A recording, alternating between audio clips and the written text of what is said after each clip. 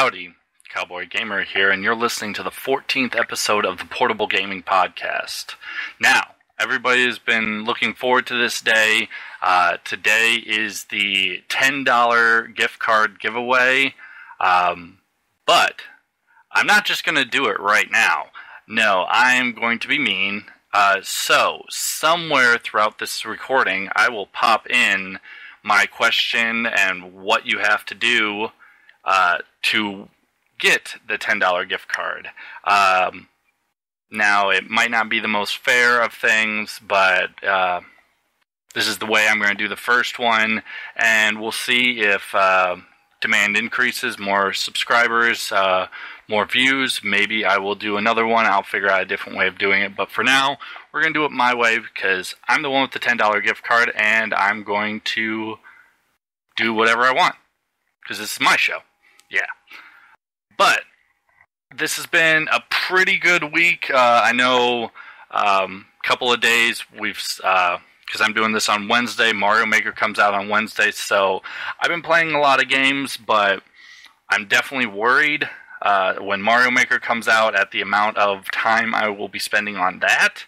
So I don't know how much of my handheld gaming is going to go away, or what games I might have to give up or just not do to make room for Mario Maker. So we will definitely see next week what happens and how much stuff changes. But for now, let's at least talk about what I have been playing.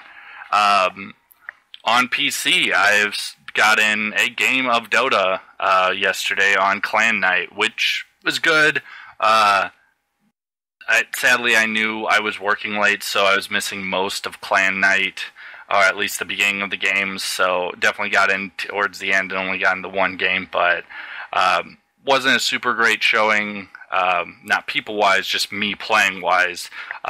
Just not a mode I'm super comfortable with and usually problematic, so not the best game for me, but it's alright. It's Dota, it's ever-changing, always something new to do or try, so not a big deal. Probably make Clan Night next weekend, hopefully, if I get the day off of work. For my mobile, my Android, I have been playing Fallout Shelter, and wow. Again, like most free-to-play games, you can do it very easily and just have a little bit of stuff and not get super deep into the game. And then you can also get super deep and just... There's plenty of other little things that help you and make you even a better gamer for it, and comes out really well. For instance, like I was talking about before, my goal for Fallout Shelter was it's not a beating game, but I would consider it finished and beat when I complete all the achievements. Looking over that, I don't know if that is going to be as easy to accomplish as I once thought. Mostly because of all the legendary people, weapons, and outfits that you can find, and they're not super common. And currently, because no one has confirmed this online, legendaries can only be gotten through lunchboxes. And lunchboxes you get, even if you're playing pretty regularly, you can maybe, depending on the objective to win the lunchbox, you can maybe get one a day, maybe one every 2 days, and the problem is they scale. So the more people you have, the more things you have in your shelter, the larger the amount is. Like, it's not just get this much resources or have this many babies, it increases over time. So that's the problem. Lunchboxes that right at the beginning of the game you could just be like, oh, I just got this lunchbox and I only got like 500 resources of the same type. I got that in like 20 minutes of playing. Well, now it's 3 days and it's not 500 resources, it's 6,000 resources or something. So that's slowing it down, and the fact that all of these legendaries, the only way to do it is through these lunchboxes. There's a quicker way, paying money, But as you know, I don't really pay for these free-to-play games to speed them up and do things like that, especially in a game that there is no ending. So we'll see. Also, each stat in the game, special is the word for it, but each letter is a different stat. And originally, certain stats only mattered for certain rooms, so I understood that strength for power and agility for food and perception for water, I believe, or A and P could have been switched, whatever. But one stat that almost always matters, no matter what you're doing, is luck. Because based on luck, you can get more caps. And more caps allows you to buy more things and upgrade more things. So luck is a very important stat. Also, endurance matters in the Wasteland because if you have high endurance, you don't get as much radiation poisoning and you can make it out farther. The thing is, every single stat does something out in the Wasteland. Luck increases your rarity of weapons or gives you a higher chance of getting rare weapons and armor or outfits. But each of the stats, strength, perception, agility, all of those matter in the Wasteland. So what I'm learning is I need to send people out in the Wasteland to level them up, get them experience, get them to find guns, outfits, and then bring them back, give all the outfits and weapons to all my people already in my vault, and keep sending guys out. At the same time, I need to be training a few guys in training centers so they max out their endurance, they max out their luck, they max all their stats so they're the most useful out in the wilderness, and then send them out with the best gun and level them up and see how far they can go, see if they can get some really awesome gear or meet some people and bring them back, stuff like that. But you can't just not send people out. Over time, you make babies, or you have a radio station. People come in. When they come in at level 1, low stats. They're not good against attacks from creatures that burrow in. They're not good from raiders that attack your vault. So you have to be getting weapons and bringing them in, because the only way to get weapons is out in the Wasteland. You can't even pick them up from dead raiders, which I don't like. I think if raiders attack you and you kill the raider, you should be able to keep the weapon, but small flaw. So at the same time you're always sending people out, you also have to be training people to get really good in stats. And at the same time, leave other guys in all of your rooms that make power, food, water, also or stim packs and rataways. So you have to be doing all that, as well as randomly getting level 1 people with worthless stats, trying to figure out how to level them up or what you might need them for. So the game is a lot more complex than I originally thought, but if you don't want to play it to that extreme, you can definitely just make your life easy, send out a couple guys, get some armor, and just try to maybe build towards 100 or 200 people. Not a big deal. But it's all, for free-to-play games, it's really just what you want to do with it that determines what level of fun you're going to have or the amount of time you're going to put into the game. Since I don't have much money, I'm kind of going down the free route, so I'm making the most out of free games. So I'm putting a lot more time into some of these to get the most out of them, to make them worth my while, even though I didn't spend a dime. Still. Also, at a newer game, not much is out on forums or even the Vault tech information that they have on the phone. It's not super useful. You really have to go to theory crafters that went out and be like, this one stat is different, and I sent these 2 guys out at the same time.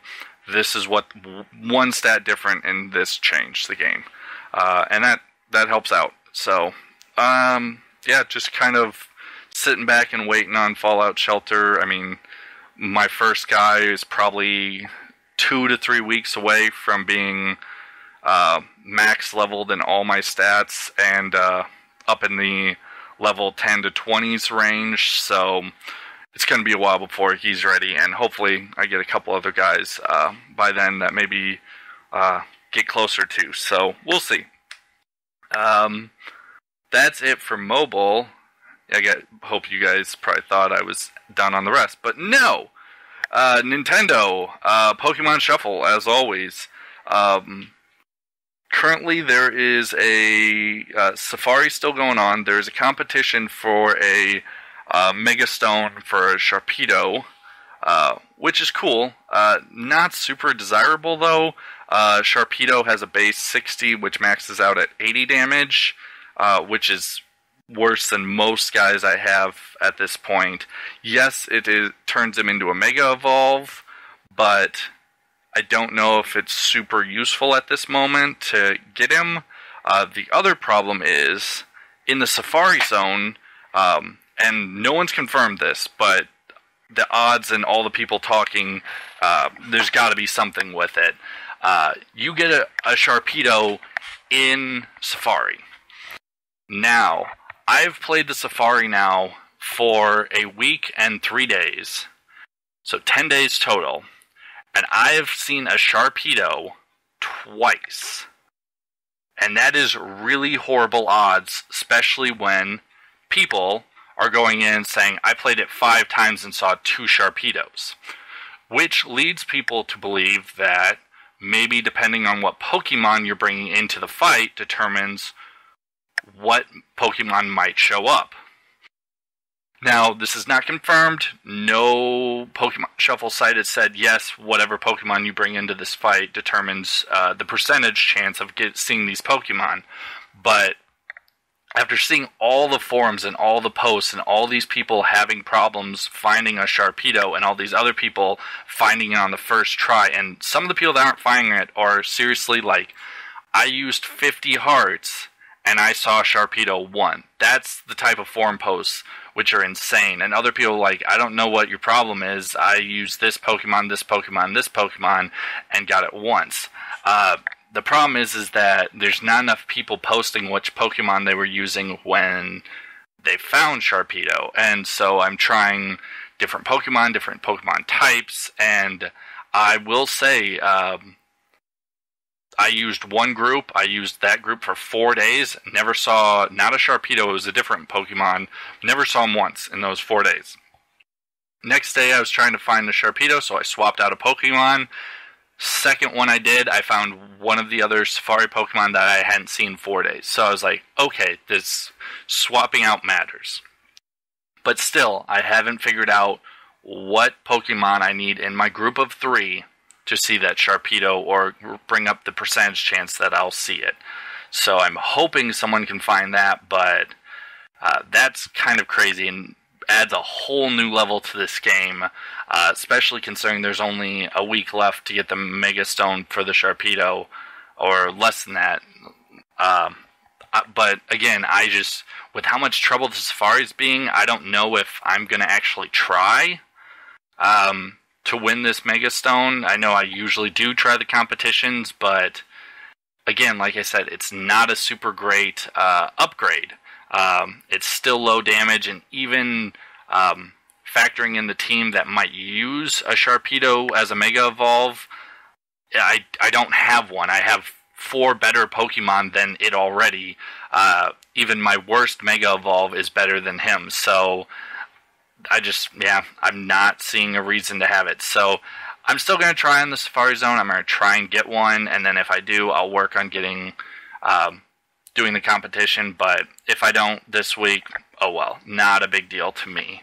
But I would like to see if anyone's got Pokemon Shuffle on their smart device, iPhone or Android, and see what your thoughts are on that. If anyone's enjoying it, the fact that maybe if you have a 3DS and you're starting over from scratch, we'll see. If you need any tips, I've put a lot of hours into this game, so I can totally help you out.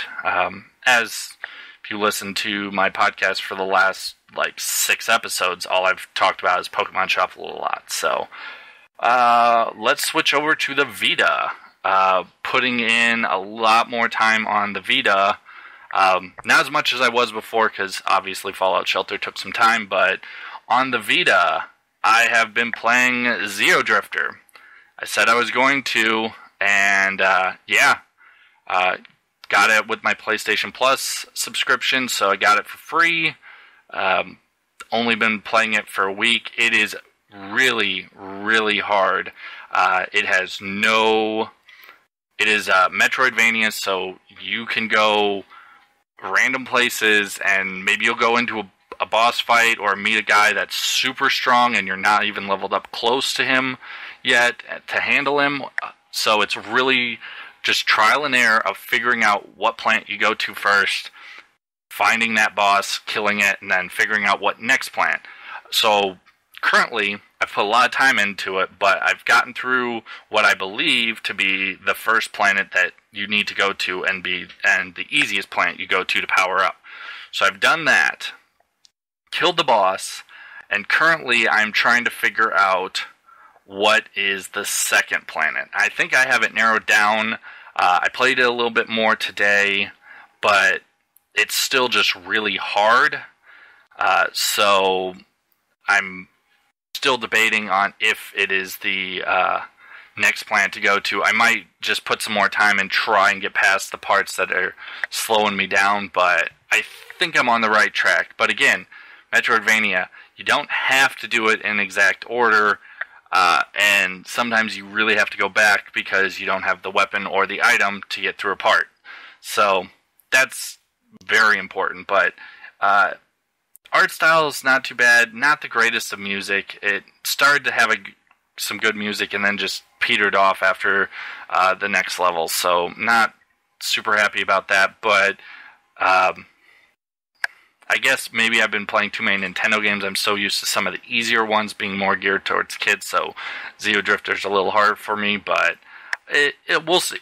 I definitely turn it on every once in a while and give it a little more time, but that's what I'm working on right now. Final Fantasy X, getting so much closer. Still a long ways out, but I'm getting much, much closer to maxing out the sphere grid. Currently, I am just farming fortune spheres, which you have to fight the Earth Eater in the arena, and I need a grand total of 350, around that at least, to give all of the characters max 255 luck.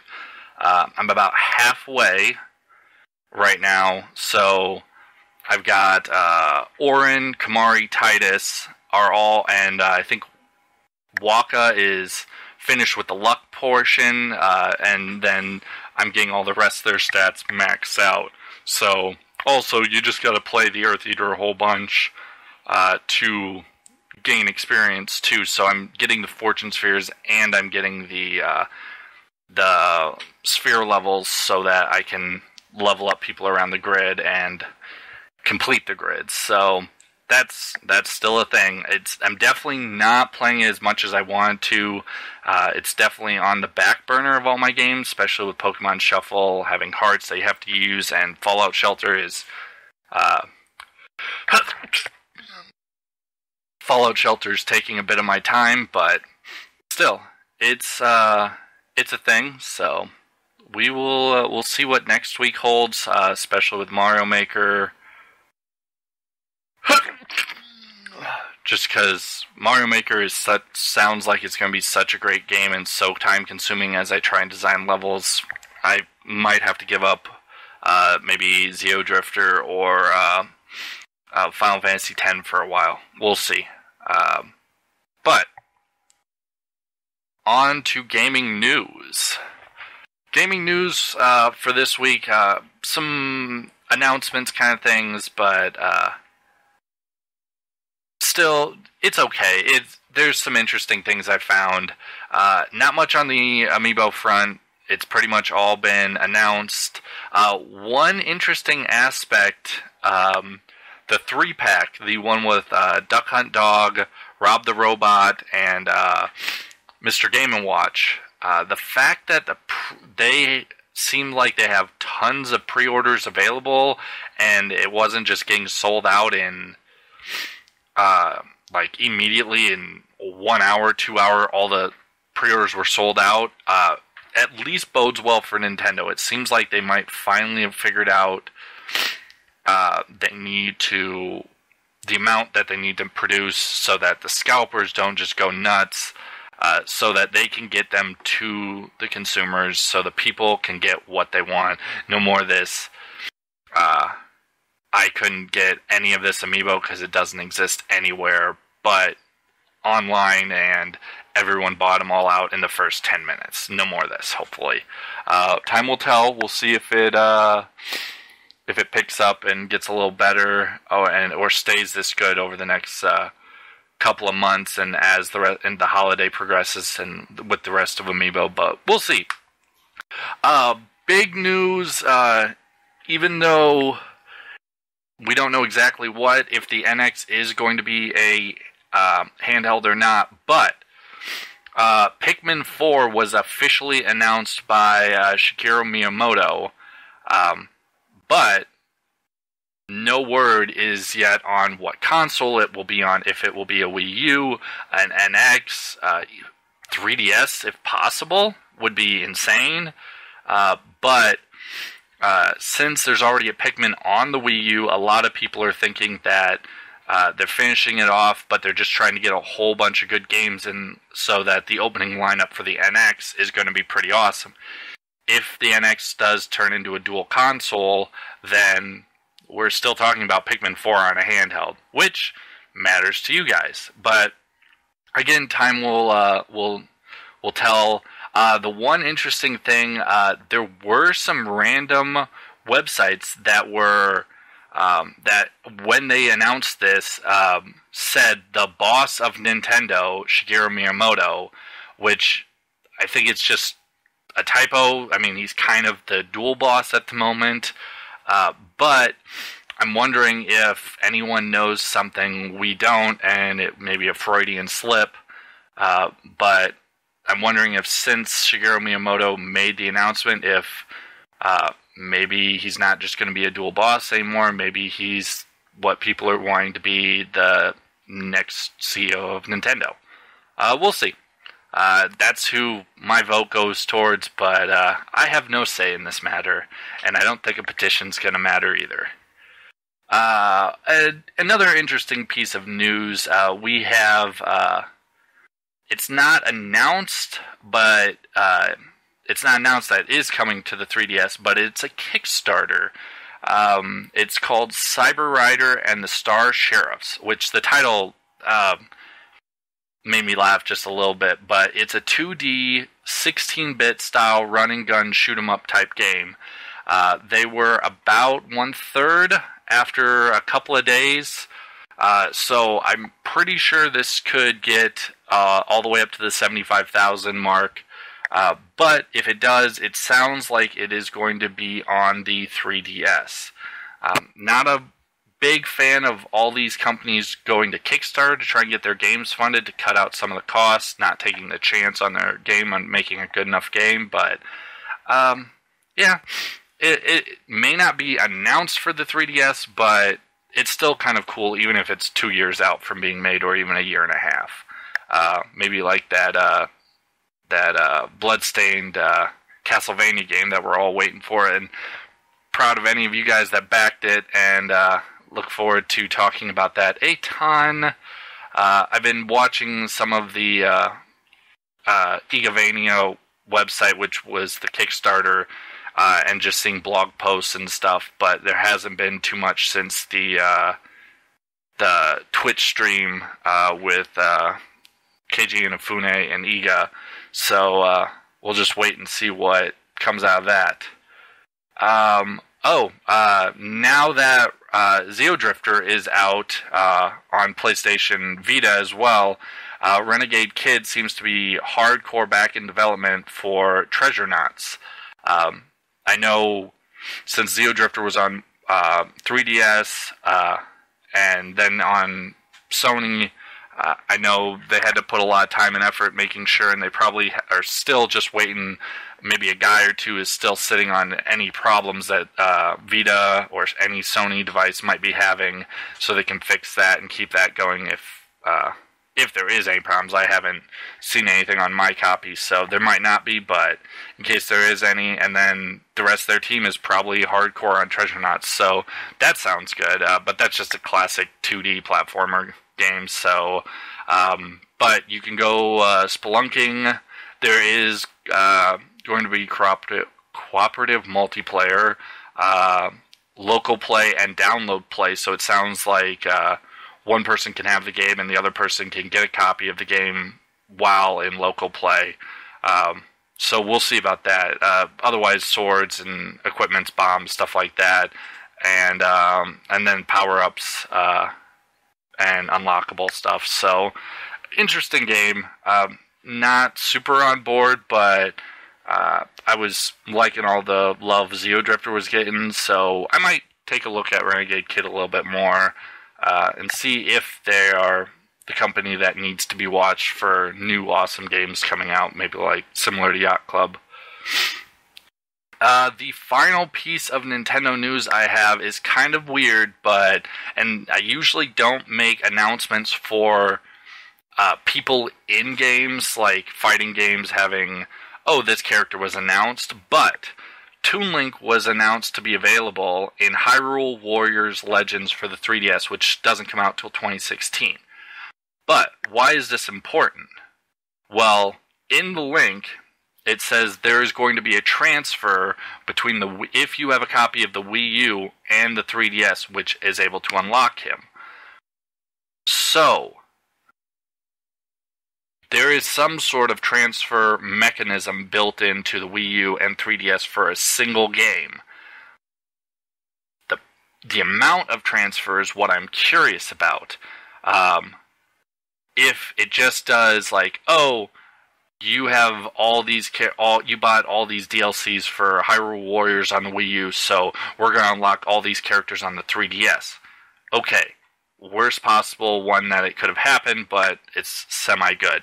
Now, if they can somehow save all of your loot, your levels, all your experience, all of your power-ups, and transfer that over to the 3DS so that you can be like, hey, I played on the Wii U for 150 hours. I leveled up all these people. Now I can keep going from where I'm at on the 3DS. It doesn't matter if it's not transferable back. Just the fact that you can continue on instead of restarting your progress at level 1 on the 3DS, that's what I'm worried about. And that's what I don't want to have happen. But the fact that there's a transfer process, the best scenario, maybe there's a way of cross-saving in some way. It might be really convoluted, but if there's a way of transferring back and forth, that would be awesome to be like, hey, I'm going to have my 3DS for a week, and I'm going on a trip. I'll transfer everything from the Wii U, all my levels and everything to the 3DS, play a whole bunch. When I come back, I'll transfer it all back and play on the Wii U with better graphics. So, it's interesting, but the fact that the article put in transfer between system, or transfer between the Wii U and 3DS, they didn't state any more, but that is a start, and I like that there's some sort of transfer. It could just seriously be like, oh, you have these characters, okay, fine, you can have them on the 3DS. Big whoop, but okay, again, for a Vita being a dead system and a legacy system, it's still getting a lot of games announced. Some of these are Japan, and it sounds like there's a lot more games being announced and released in Japan, not coming over to the West, but still, there are a lot more games, a lot more independent developer games, but still, lots of games. So, we have Aqua Kitty Milk Mine Defender DX was announced.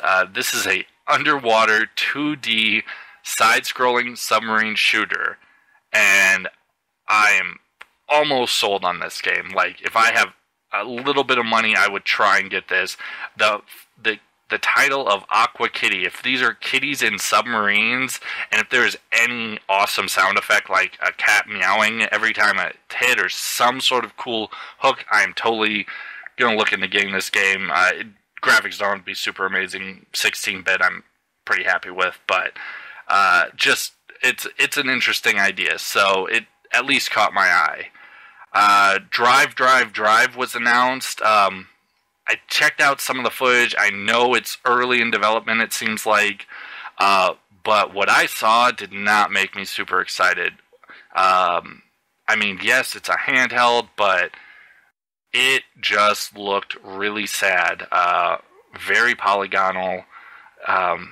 Maybe it's just super early development and they just took a working prototype and just ruined the graphics to get a video out, but it's a driving game. I'm already not excited, and with how horrible it looks, I'm really not excited. So, oh well. On to some of the games that I just can't pronounce. Dengeki Bunko Fighting Climax Ignition will be released December 17th in Japan, and that is important because that is the second iteration of the series, and it's coming out in December. Because it's coming out, the first iteration is going to be coming out in North America on October 8th, which is Dengeki Bunko Fighting Climax. So that's cool. Maybe a series that's gained some popularity, and since it got a duplicate, maybe they're going to try it out in America, see if it gets them any sort of money here. Pumped BMX comes out on September 22nd. Kamen Rider Batright War Creation was announced. Code Realize Guardian of Birth is coming out on October 20th in North America. And Norm 9 Varkamens comes out November 3rd in North America. And that is it pretty much for the news. Just some weird things. Again, most of the news seems to be just new games getting announced in Japan and saying, hey, we're going to make this, it's going to be in Japan, but we're not going to tell you if it's coming out in North America. So we just kind of wait and see, and hopefully some of them come over. But that leads us to new games coming out, and for this week and coming out in the week to come-ish. But like I said before, we will pause here for a moment, and I will explain to you guys the $10 gift card giveaway. So hopefully you didn't just stop partway through, or you aren't trying to jump around finding this segment, but hopefully you made it this far, and you were listening now. So, the prize is a $10 gift card. It is for the system of your choice, so, and we are talking current systems pretty much, so it will be for a Nintendo eShop gift card, a PlayStation Store gift card, a Microsoft gift card for the Xbox systems, or a Steam gift card. Those are going to be the four options. It'll be $10 no matter what, and we'll figure out how to get it to you after that. I understand that Microsoft and Steam don't really have handhelds. Steam kind of, yeah. But if you listen to this and you play handhelds, awesome. But I wanted to include other systems because just because you play doesn't mean you need money for a Nintendo eShop gift card for your 3DS. You might have plenty on that. So maybe you need something for your Xbox One or your 360. That's why I included the Steam and the Xbox gift cards. So those are the options. Now for the question. So, well, let's skip the question for a moment. I'll give you the rest of it. I will be deciding the winner based on the first person that responds to the question. It will be, you will have to reply on YouTube. So drop a comment at the bottom and just leave a reply or a comment saying, this is the answer. But whoever is the first one to comment on the episode with the correct answer is going to be the one that wins the prize. So I understand that whoever's actually home right now when I upload this and is paying attention to like my Twitter feed and sees the episode is going to listen to this all first and will probably be the first one to respond. But whoever is first gets it. And so that's why I don't care if tons of people just copy the first person, put the exact same answer, because you're not first, so you don't get the prize. But the question is, in all of my podcasts, only one of them did I have another friend on my podcast and we discussed a particular game. So, the question is, what game was it and what podcast was it? So, again, I had a friend on it. It's the only podcast in all 14 of these podcasts that I had one other friend recording with me, and we discussed a particular game, and we discussed it in great length, so much so that it was a very long episode, and the majority of the podcast was all about this game. So, what game was it? What podcast was it? Again, if you're commenting, please just like the video. I'd be happy to get a few more likes. But that is the question. If that is too complicated for you guys, let me know. We will figure out something else. Or I'm sorry that was hard, because I highly doubt that's too difficult. But that is the question. I hope you guys enjoy that, and I look forward to seeing who is the first one and getting you a $10 gift card. So, congratulations ahead of time for the winner. But let's discuss some new games coming out this week or games coming up. We'll start off with the sad note. I could not find a single bit shred of news regarding the 3DS, 2DS, or new 3DS. I couldn't even find anything for the DS for this week or early next week for games coming out. There's a few more way later, like 20-second-ish type games, but I felt that was kind of farther out, so I didn't want to discuss those yet. But I'm sure there's probably a game coming out tomorrow.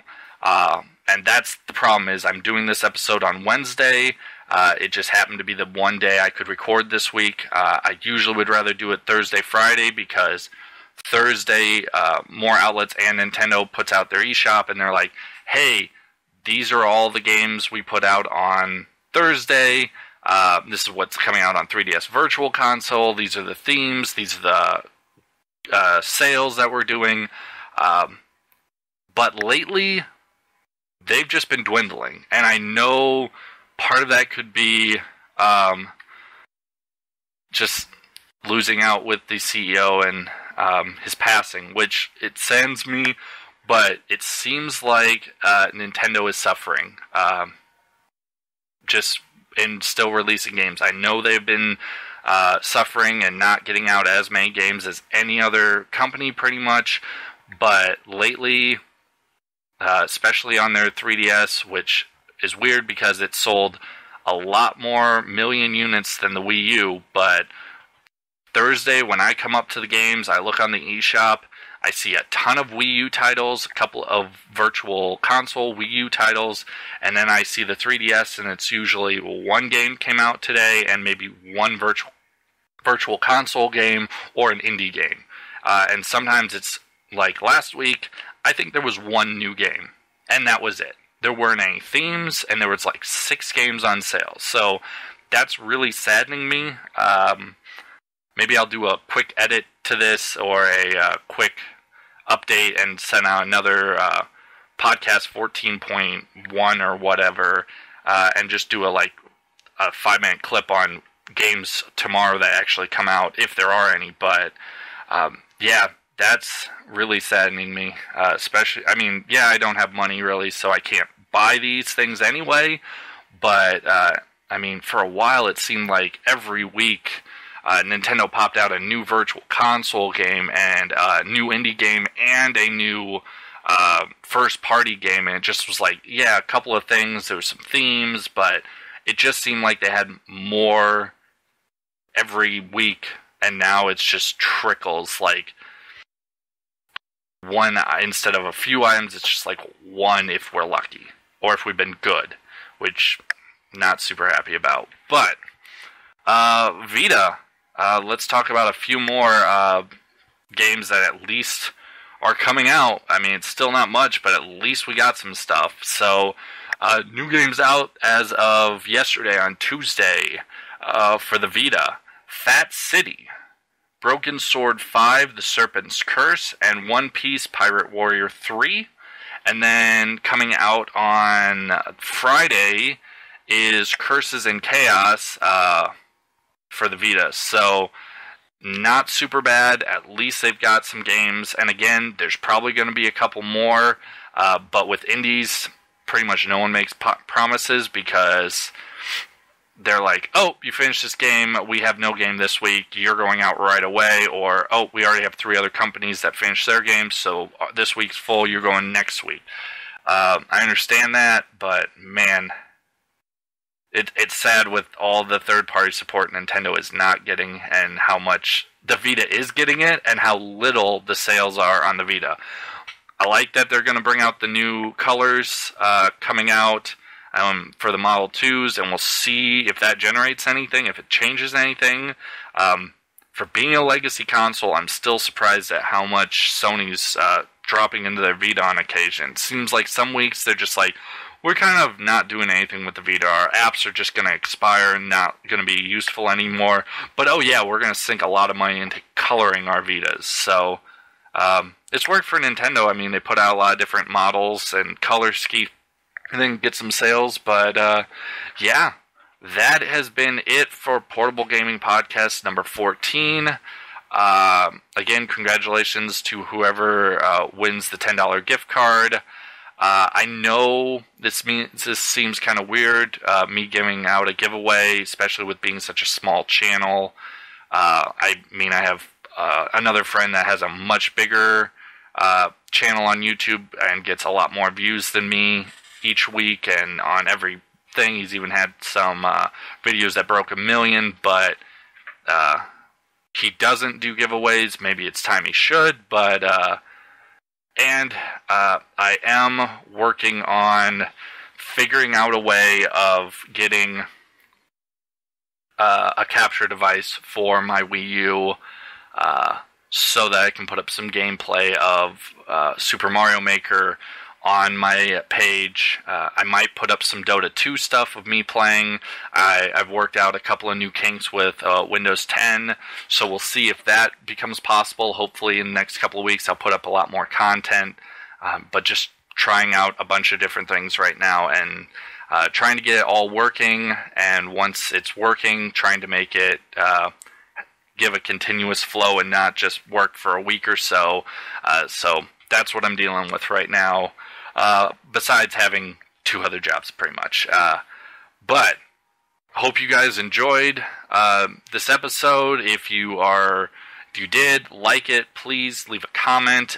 If you would like to maybe be on an episode of the Portable Gaming Podcast, if you'd like to go through a segment with me, or do a whole podcast, I'm looking into that. I would love to get maybe 3 different people and just split out each of my segments and do it with recording with one person does all the games they're playing, or just get all of the group to do all the games they're playing and then split up the rest of the people amongst the rest. We'll see. But I'm open for a lot of different suggestions. I've got tons of ideas. I just need the people to show some confidence and want to give up an hour or so and do a recording, or a couple hours, so I get this all to work, and so we can work with your schedules. So have a good day, enjoy your games, and I will keep on playing myself.